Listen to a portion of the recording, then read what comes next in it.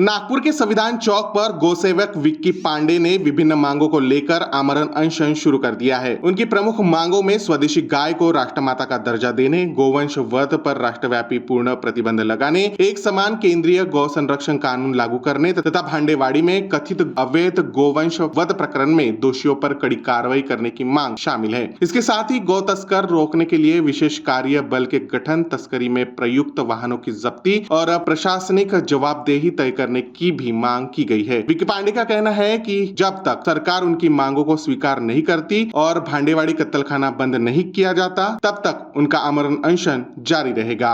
होने वाली जो पिछले 1 तारीख को ईद के दूसरे दिन भांडेवाड़ी डंपिंग यार्ड में जो हमारी गौ माता के जो अवशेष वहाँ प्राप्त हुए, उस विषय में ये जानकारी हमने वाठोड़ा पुलिस स्टेशन में भी दिया, जिस पे कोई कार्रवाई नहीं हुई। आज उसी आवाज़ को बुलंद करके हम यहाँ आंदोलन में बैठे हुए। मेरी सर्वप्रथम जो सबसे बड़ी मांग है कि वो भांडेवाड़ी डंपिंग यार्ड जो है वो पूरी तरह से नेस्त नाबूद किया जाए। उसे सील करके सिर्फ कोई मतलब नहीं, क्योंकि आज से 12 साल पहले भी हमने उसको सील ही किया था, सील करके छोड़ दिया। आज वो फिर से चालू हुआ, तो सब सील नहीं करना है, उसको सीधा नेस्त नाबूद करना, उसको पूरी तरह से तोड़ के रखना है। दूसरा, आपने देखा होगा कि अभी नागपुर शहर में हमारे गौरक्षकों के ऊपर ज़बरदस्ती की एक झूठी केस लगाई जा रही, झूठी केस लगा के हमारे गौरक्षकों को फंसाया जा रहा। तत्काल प्रभाव से, क्योंकि मुख्यमंत्री साहब नागपुर से, गृह मंत्री साहब नागपुर के हैं, तत्काल प्रभाव से पूरी केसों को बर्खास्त करके उन गौरक्षकों को माफ़ करके उन्हें बाहर निकाला जाए। आप देख सकते हैं कि जहाँ जहाँ दारूबंदी होती है, अगर वहाँ गाड़ी पकड़े जाती है दारू के तस्करी में, वो गाड़ियों का हाल क्या होता है वो मुझे बताने की ज़रूरत नहीं है, या उसमें लिप्त पाए हुए जो लोग रहते हैं उनके हाल क्या होते हैं वो मुझे बताने की ज़रूरत नहीं है। अगर दारू में ये चीज़ हो सकती है तो हमारी गौ माता में क्यों नहीं? आज गौ माता कहीं ना कहीं, अगर हम अपनी माँ का दूध पी के बड़े होते हो तो उसके बाद हम किसका दूध पीते? गौ माता का ही दूध पीते ना। तो जिस तरह से माँ का कर्ज हम निभा सकते, तो हम क्यों गौ माता का कर्ज क्यों नहीं निभा सकते? इस वजह से वो हमारी माँ है। अगर माँ की हत्या कोई कर रहा है तो मुझे ऐसा लगता है कि उस पर सज़ा भी नॉन बेलेबल ऑफेंस के तहत फास्ट ट्रैक कोर्ट में चलाना चाहिए।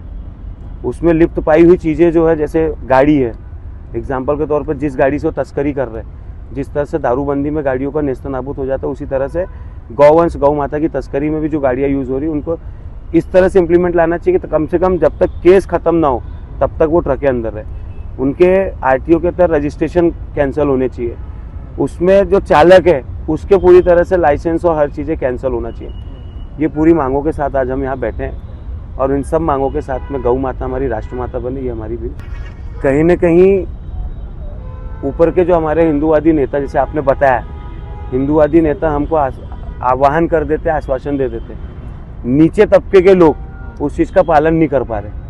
आज हमारे शहर के, हमारे महाराष्ट्र के लाड़के मुख्यमंत्री जी ने भी गौ तस्करों के ऊपर में, कसाईयों के ऊपर में मकोका जैसी कार्रवाई की आश्वासन दिया। उनके बोलने के बाद भी क्या नागपुर में वो मकोका की कार्रवाई हो रही क्या? आज इस चीज़ को बोले आज 10 से 15 दिन हो गए। नागपुर शहर में अभी तक इतने सारे गौवंश की तस्करी हुई है, हर थाने में लगभग गौवंश की तस्करी के केसेस पाए जाएंगे। आप उनकी लिस्ट जारी करो, उनके ऊपर सीधा एमपीडीआई, तड़ीपारी और जो भी उस पर उचित कार्रवाई, आप उसकी कार्रवाई, मतलब सख्त से सख्त कार्रवाई करो। अगर आप किसी गौरक्षक को तड़ीपार कर सकते, उसके ऊपर झूठी केस लगा के उसको तड़ीपार कर सकते, तो ये गौवंश की तस्करी करने वालों को क्यों नहीं? बिल्कुल नहीं मान रहा ना सर। आज माननीय मुख्यमंत्री साहब के बोलने के बाद भी इस कार्रवाई को 10 दिन होने को आ गए, अभी तक क्या कार्रवाई हुई? हमारे एक हिंदूवादी संगठन ने इतना तीव्र आंदोलन किया, उस आंदोलन के बाद में उन्होंने सिर्फ हमको ये बताया कि हमने वाठोड़ा पुलिस स्टेशन के पीआई को ट्रांसफ़र कर दिया है, उस जोन के डीसीपी को हमने ट्रांसफ़र कर दिया है। तो ट्रांसफ़र करने से अगर ये चीज़ें सॉल्व हो गई तो फिर विषय खत्म हो गया। आपको पता होना चाहिए कि उस डंपिंग यार्ड का गौ वंश और गौ माता का तो विषय है ही है। आपके जानकारी के लिए मैं बता दूं कि सबसे बड़ा विषय ये है कि वहाँ पे जब वो उनका कहना ये है कि हमने वहाँ पे पूरे शहर का इकट्ठा किया। अरे भाई, शहर में क्या, स्पेशली कुछ जगह ऐसी जहाँ पे गौवंश की तस्करी बहुत ज़्यादा तेज़ी से होती है, वो पूरे अवशेष लाने के बाद वहाँ डंप करना है, उस डंप करने की भी प्रोसेस है।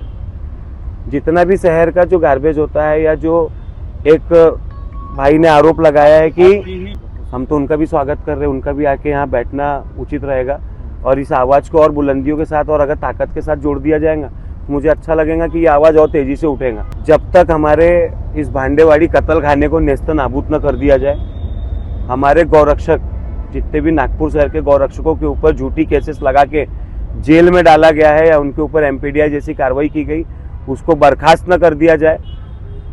नागपुर शहर में जितने भी यहाँ पे गौ तस्कर से लिप्त हुए लोग हैं उनकी पूरी लिस्ट जारी करके उनके ऊपर तड़ीपार MPDI और मौका जैसी कार्रवाई न कर दी जाए, तब तक ये हमारा अनशन जारी रहेगा।